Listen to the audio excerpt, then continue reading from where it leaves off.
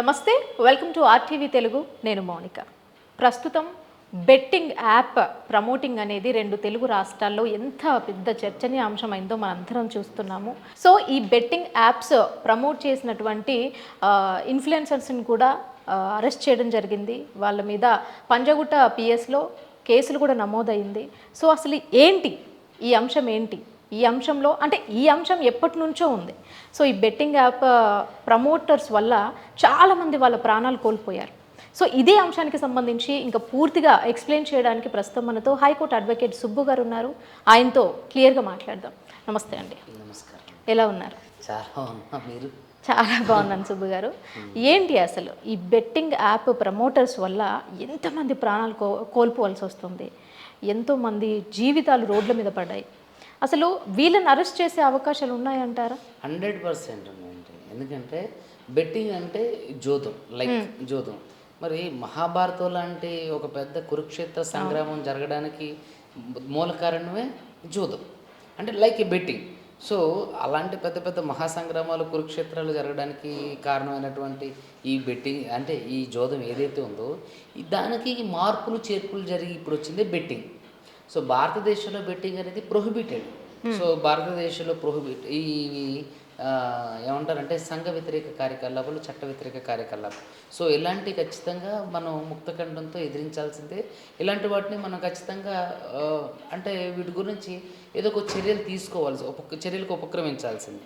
అయితే ఈ పర్టిక్యులర్ కేసులలో ఎవరైతే సోషల్ మీడియా ఇన్ఫ్లుయెన్సర్ వాళ్ళ స్వప్రయోజనం కోసం, డబ్బుల కోసం ఏదైతే ప్రమోషన్స్ చేశారు యాప్స్ని, సో దాని ద్వారా ఎంతోమంది ఒక్క సంవత్సరంలో తెలంగాణలో 1000 మంది చనిపోవడం జరిగింది.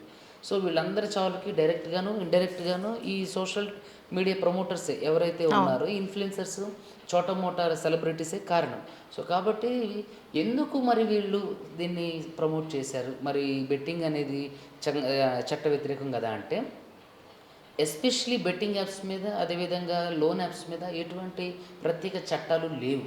ఓకే. బెట్టింగ్ మీద అంటే దీన్ని అడ్వాంటేజ్గా తీసుకొని ఒక సింపుల్గా ఒక అప్లికేషన్ మీరు చూస్తే లైక్ ఇదొక టైప్ ఆఫ్ ఆర్థిక మాన్యాన్ని క్రియేట్ చేయటం, ఆర్థిక దోపిడీకి కారణం.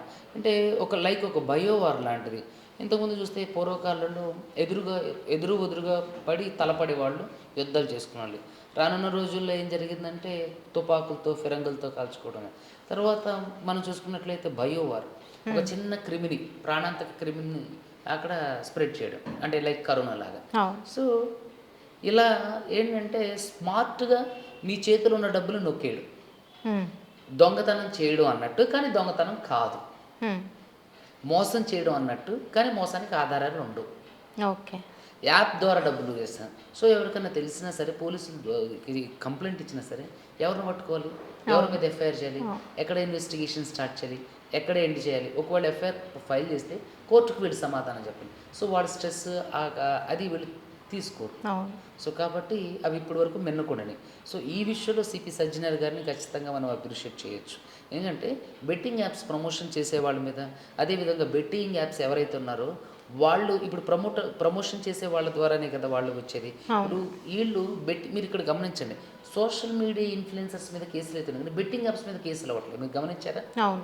అంతే చెప్తున్నా. ఎవరు ఈ బెట్టింగ్ యాప్ ఓనర్ ఎవడో ఉండడో తెలియదు. వాడు ఎవడో రిక్రూట్ చేసుకుంటాడు, వాడు వీళ్ళతో మాట్లాడి వీళ్ళకి డబ్బులు ఇచ్చి చేస్తారు. ఓకే. సో ఒక 10th పర్సన్ 15th పర్సన్ ఉంటాడు, వాడు వీళ్ళతో మాట్లాడుతుంటాడు. సో కాబట్టి ఇది ఒక ఖచ్చితంగా ఈ బడా వ్యాపారవేత్తలు, అంటే పారిశ్రామికవేత్తల ద్వారా నుంచే ఇలా ఇవన్నీ జరుగుతున్నాయి.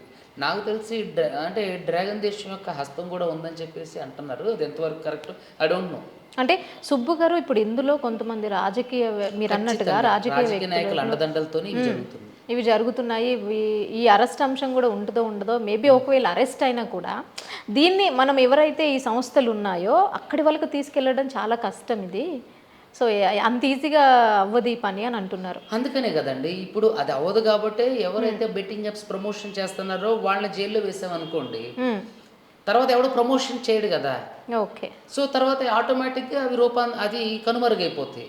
సో కాబట్టి ఈ సోషల్ మీడియా ఇన్ఫ్లుయెన్సర్లు కూడా 5-10 వేల మంది ఫాలోవర్స్ ఉన్నవాళ్ళు కూడా ఈ బెట్టింగ్ యాప్స్ని నేను ₹1,00,000 పెట్టా నాకు ₹1,00,00,000 వచ్చేసాయి, లేదా నేను ₹1,00,000 పెట్టా నాకు 10 లక్షలు వచ్చేసాయి. సో మీరు కూడా ఈ బెట్టింగ్ యాప్ని యూజ్ చేసి మీరు బెట్టింగ్ యాప్ ద్వారా లక్షలు సంపాదించండి.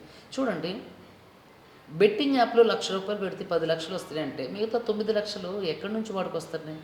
అవును.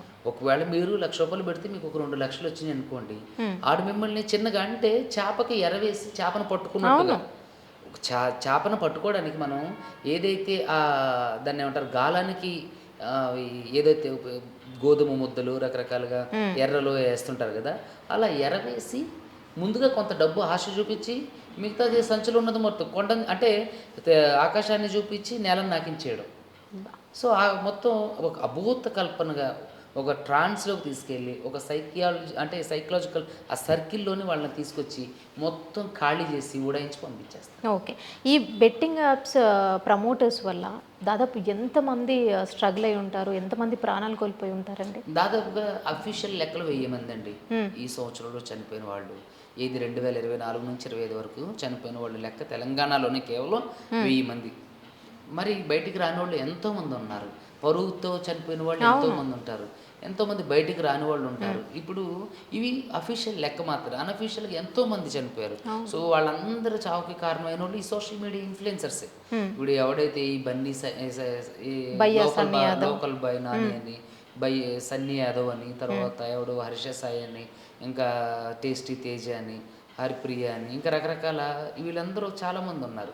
సో వీళ్ళందరూ ఏంటి అని అంటే వాళ్ళ స్వప్రయోజనం కోసం, వాళ్ళు లాభాన్ని ఆర్జించడం కోసం ఈ బెట్టింగ్ యాప్స్ ప్రమోషన్ చేయడం ద్వారా దాన్ని చూసిన అనేక మంది యువత, నిరుద్యోగులు, చిన్న సన్నకారు రైతులు, అదేవిధంగా చిన్న అంటే వ్యాపారస్తులు, చిరు వ్యాపారస్తులు వీళ్ళంతా కూడా బెట్టింగ్ యాప్స్లో పెట్టి వాళ్ళ జీవితాలు కోల్పోయి ఎంతోమంది ప్రాణాలు 1000 మంది ప్రాణాలు పోవడానికి కారణమైంది. సో కాబట్టి వీళ్ళు ఖచ్చితంగా కఠినంగా శిక్షించాలి. ఏమంటే ఈ బెట్టింగ్ యాప్ ఇప్పటి నుంచి కాదండి, దాదాపుగా ఆండ్రాయిడ్ ఫోన్స్ వచ్చిన దగ్గర నుంచి బెట్టింగ్ యాప్స్ ప్రమోషన్ అనేది జరుగుతుంది. బెట్టింగ్ యాప్స్ ఇండైరెక్ట్గా ప్రమోషన్స్ లేకుండానే, దాటిని ప్రాచుర్యం లేకుండానే, వాణిజ్య ప్రకటన లేకుండానే జరుగుతున్నాయి. మీరు చూడండి, సిగరెట్స్కి తర్వాత మందుకి ఎక్కడ కూడా వాణిజ్య ప్రకటన ఉంటుంది, మీరు గమనించారో లేదో, గుట్కా పాన్లకి, కానీ అవి విస్తృతంగా వాడుతుంటారు. అలాగే ఈ బెట్టింగ్ యాప్స్, మనీ యాప్స్ కూడా, లోన్ యాప్స్ కూడా ఏంటంటే వాటికి ఏంటంటే మనుషుల ద్వారానే, అంటే లింక్, అంటే నేను ఒక 10 మంది స్టాలిన్ లాగా నువ్వు ఒక ముగ్గురికి సహాయం చేయి, ఆ ముగ్గురిని ఇంకో ముగ్గురికి సహాయం చేయమని, వాళ్ళు ఇంకో ముగ్గురు సహాయం చేయమని, అంటే ఎలా అయితే ఒక చైన్ లింక్ ఉందో ఇది కూడా ఏంటంటే మౌత్ టాక్, దీంట్లో ఒక యాప్ ఉంది, దీంట్లో డబ్బులు వస్తాయని చెప్పి మనిషి ద్వారా. సో కొంతమంది మనుషులు పెట్టుకొని వాళ్ళ ద్వారా కాలేజీలోనో లేకపోతే ఒక ఇన్స్టిట్యూషన్లోనో, ఐటీ ఇన్స్టిట్యూషన్లో, సాఫ్ట్వేర్ ఇన్స్టిట్యూషన్లో తెలియజేయటం.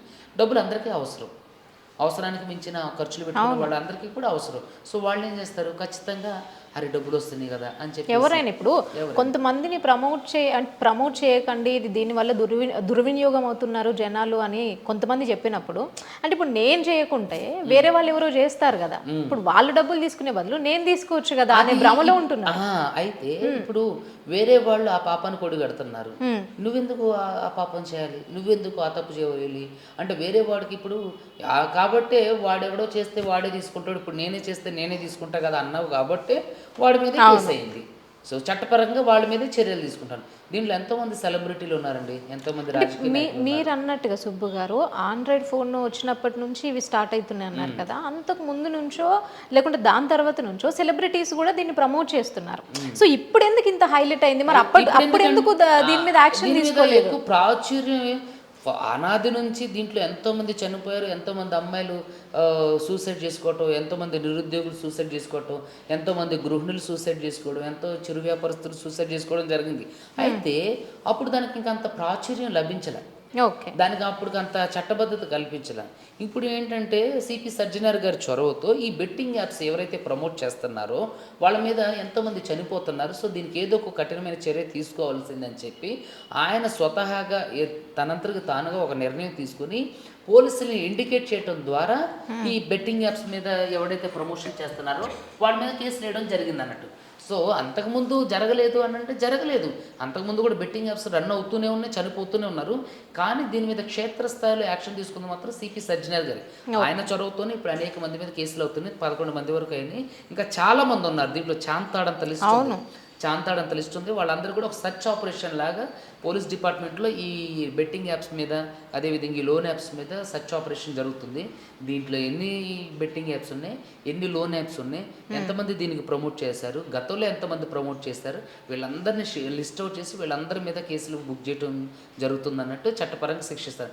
కానీ నా ఉద్దేశం ప్రకారం వీళ్ళందరికీ కూడా జీవిత ఖైదు విధిస్తే తప్ప మిగతా వాళ్ళకి న్యాయం జరిగినట్టు కాదు. ఎందుకంటే వీళ్ళు ఇప్పుడు మేమేదో చేయలేదు, మేము తప్పు చేసాం, అసలు ఎవరికి ఆ భావం లేదు.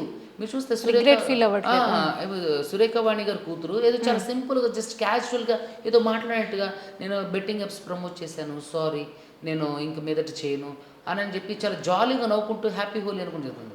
ఎవరికి కూడా నిజంగా రిగ్రెట్ ఫీల్ లేదు, ఎవరికి బాధ లేదు. అయ్యో మేము ప్రమోట్ చేయడం వల్ల వేల మంది చనిపోయారు అనే ఒక చిన్న బాధ లేదు.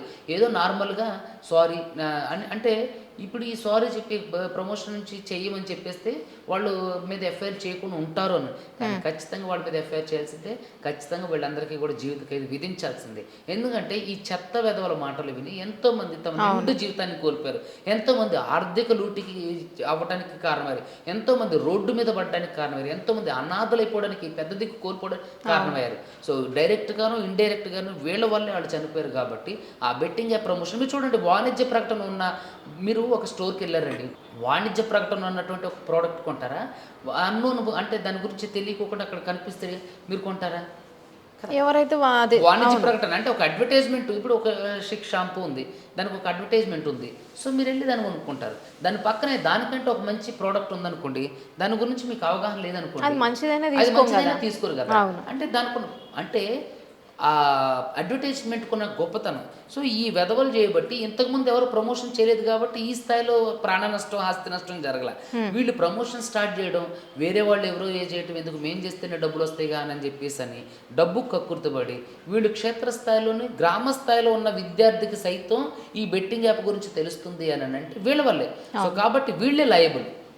యాప్ని నాకు ఇంకొక విషయం ఏంటంటే గవర్నమెంట్లు కూడా నేను తెలియజేస్తే ఏంటంటే ఈ బెట్టింగ్ యాప్ అప్లికేషన్ని కనీసం ప్లే స్టోర్లో కూడా సెర్చ్ చేసినా కనిపించకుండా ఉండే కఠినమైన నిర్ణయం తీసుకోవాలి.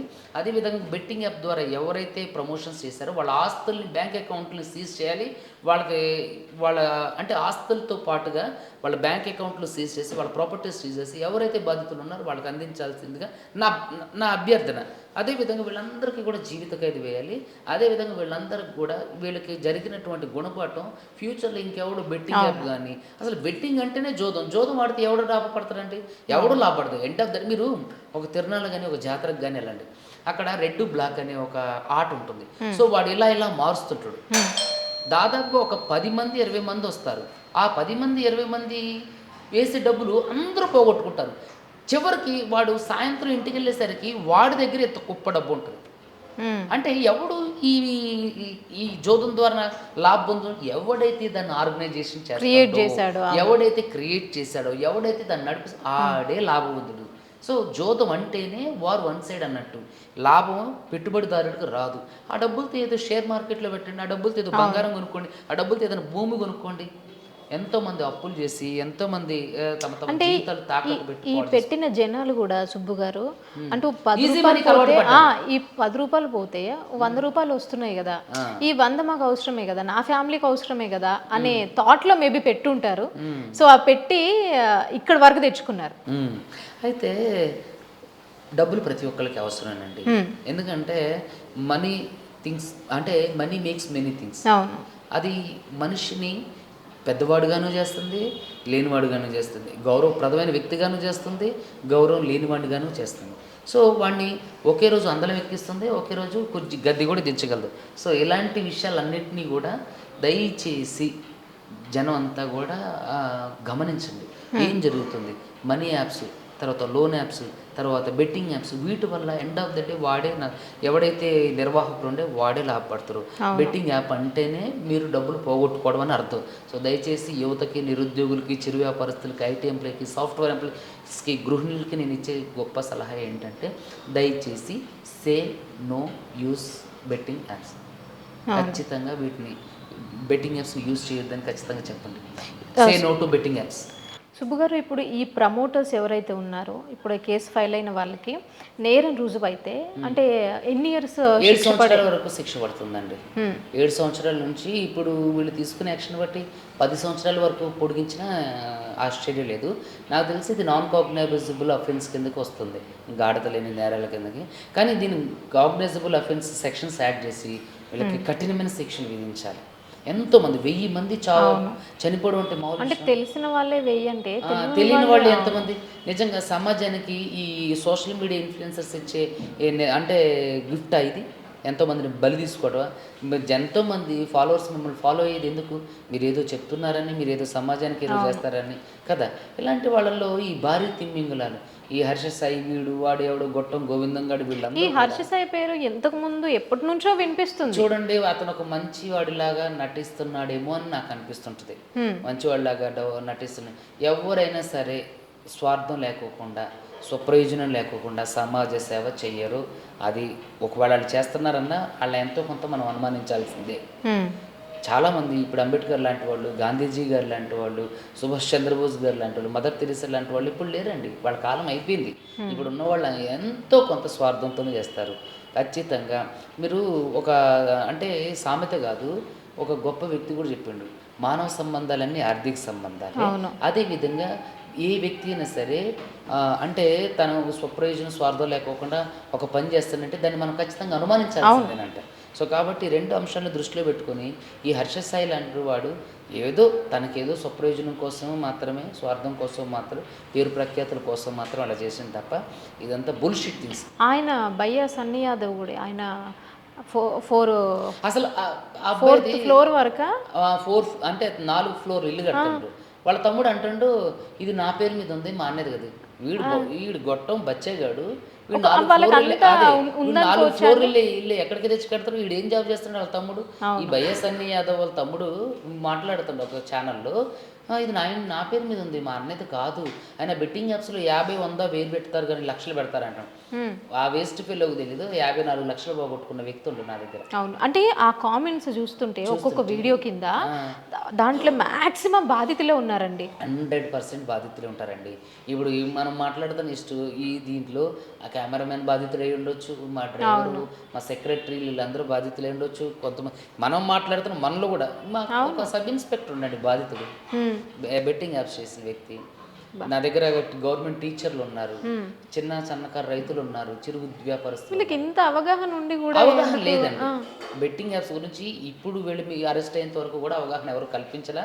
చాలా మంది పోలీస్ ఆఫీసర్స్, అడ్వకేట్స్ చెప్పేవాళ్ళు, అరే బెట్టింగ్ యాప్స్ ఆడకూడదు అబ్బాయి, దాంట్లో మీకు డబ్బులు రావు, ఏం రావు, అవి మీ దగ్గర లాగేస్తారు, గుంజేస్తారు అని చెప్పేసి చెప్తుండే. సో ఇప్పుడు ఈ అరెస్టుల పరంపర కొనసాగుతున్న దగ్గర నుంచి సజ్జనార్ గారు, ఏది ఆర్టీసీ ఎండి సజ్జనార్ గారు ఈ అరెస్టుల పరంపర కొనసాగుతున్న దగ్గర నుంచి అసలు ఏంటి ఈ బెట్టింగ్ యాప్స్, అసలు ఎవరు ఈ సోషల్ మీడియా ఇన్ఫ్లుయెన్సర్స్ అనే ఈ అంశం తెర మీదకి రావడం, దీని ద్వారా విస్తృతంగా ప్రచారం జరగడం, దీని ద్వారా ఎంతోమంది బెట్టింగ్ యాప్స్ని అంటే డిలీట్ చేయడం, అంటే ఎంతోమంది దీని నుంచి విముక్తి లభించడం జరిగింది. కానీ ఎంతటితో అయిపోయిందంటే ఖచ్చితంగా కాదు. ఇది మళ్ళీ కొత్తగా రూపాంతరం చెందుతుంది, మళ్ళీ ఒక పేరు పెట్టుకొని ఇంకొక అడ్డదారిలో వస్తుంది. సో కాబట్టి దయచేసి ప్రేక్షకులందరూ కూడా, ఇప్పుడు ఈ ఇంటర్వ్యూ చూస్తున్న అందరూ కూడా ఏంటంటే, డబ్బులు పెట్టుబడి పెట్టండి, ఆన్లైన్లో మీకు డబ్బులు వస్తాయని ఏ యాప్ అయినా, ఏ అప్లికేషన్ అయినా, ఏ జాబ్ నోటిఫికేషన్ అయినా ఎవడైనా సరే చెప్తే నో అని చెప్పండి, దానికి దూరంగా ఉండండి. అదే మీ ఆరోగ్యానికి శ్రేయస్కరం. సుబ్బు గారు, ఇంకోటి ఏంటంటే, ఈ సెలబ్రిటీస్ ఎవరైతే ప్రమోట్ చేసిన వాళ్ళు ఉన్నారో వాళ్ళలో మంచు లక్ష్మి గారు కూడా అరెస్ట్ అయ్యారనే అంశం అయితే నేను కూడా విన్నానండి. పాపం నాకు తెలిసినంత వరకు ఇప్పుడు మంచు లక్ష్మి గారు, ఇంకా రానా గారి పేరు, తర్వాత ఇంకా చాలా మంది పేర్లు వచ్చింది. నాకు తెలిసినంత వరకు ఇది కుట్రపూరితంగా జరుగుతున్న చర్యేమో అని అనిపిస్తుంది. మంచులక్ష్మి గారు లాంటి ఒక మంచి ఫ్యామిలీ నుంచి వచ్చిన లేడీ ఇలాంటివి ప్రమోట్ చేయాలనేది నా ఉద్దేశం. ఇప్పుడు ఈ రానా గారు ఇలాంటి వాళ్ళకి ఏం అవసరం అండి? అలా అనుకుంటే మరి బీసీసీఐ డైరెక్టర్ కూడా అరెస్ట్ చేయాలి. డ్రీమ్11 కూడా మనీ బెట్టింగ్ కదా, దాని ద్వారా ఎంతోమంది నష్టపోయారు కదా, ఎంతోమంది ఆస్తులు కూడా కోల్పోయారు కదా. మరి అలాంటి అయితే వాళ్ళు కూడా అరెస్ట్ చేయాలి కదా. వాళ్ళు పెద్ద పెద్ద మెట్రో స్టేషన్లో మనీ యాప్స్ గురించి వాళ్ళు ప్రమోషన్సే చేస్తున్నారు. అక్కడ వరకు ఎందుకండి, వే2 న్యూస్ కూడా ఎన్నో మనీ యాప్స్ని ప్రమోట్ చేసింది. మరి వే2 న్యూస్ మీద కూడా, సంస్థ మీద కూడా కేసు వేయాలి కదా. సో కాబట్టి చూద్దాం, చూడండి, చట్టం అందరికీ సమానమే అని ఎప్పుడు అంటాం అంటే, ఎవరైతే ఇందులో ఇన్వాల్వ్ అయి ఉన్నారో వాళ్ళు పెద్దవాళ్ళైనా చిన్నవాళ్ళు వాళ్ళ మీద కూడా కేసులు పెట్టి వాళ్ళ మీద కూడా చట్టపరంగా శిక్షించినప్పుడే చట్టం అందరికీ సమానం అయినట్టు. మన ఒకడు అంటే 100 మంది దోషులు తప్పించుకున్న ఒక నిర్దోషి కూడా శిక్ష పడకూడదు అన్నట్లుగా ఇక్కడ ఎవరైతే 100 మంది దోషులు ఉన్నారో 100 మందిని పట్టుకోండి. ఒక నిర్దోషి కూడా ఆ నిర్దోషులు ఎవరిని కూడా శిక్షించకండి దీంట్లో దయచేసి. నాకు తెలిసినంతవరకు మంచులక్ష్మి గారు, రానా గారు, ఇంకా కాజల్, ఇంకా వీళ్ళ పేర్లన్నీ కూడా ఏంటంటే ఏదో అంటే పబ్లిసిటీ కోసం వాడుతున్నారేమో. ఆ స్థాయి వ్యక్తులు అలా చేయరనేది నా ఉద్దేశం. ఓకే. మీ దగ్గరికి ఎవరైనా బాధితులు వచ్చారా అండి? ఓ, డబ్బు ఇప్పటికీ పోగొట్టుకున్న వాళ్ళు? ఉన్నారండి. నా దగ్గర దాదాపుగా చాలా మంది ఉన్నారు. ఓకే. నా దగ్గర ఒక 50-60 మంది ఉన్నారు. బా. అందులో టీచర్ ఒక ఆవిడ ఉంది, సబ్ ఇన్స్పెక్టర్ ఒక ఆయన ఉన్నారు, తర్వాత ఐటీ ఎంప్లాయీ ఒక ఆయన ఉన్నారు, తర్వాత చిరు వ్యాపారస్తులు ఉన్నారు, వడ్డీ వ్యాపారస్తులు ఉన్నారు, తర్వాత 54 లక్షలు పోగొట్టుకున్న ఒక బడా వ్యాపారవేత్తలు, సినిమా డైరెక్టర్ ఆయన. 54 లక్షలు. 54 లక్షలు పోగొట్టుకున్న సినిమా డైరెక్టర్ ఉండు.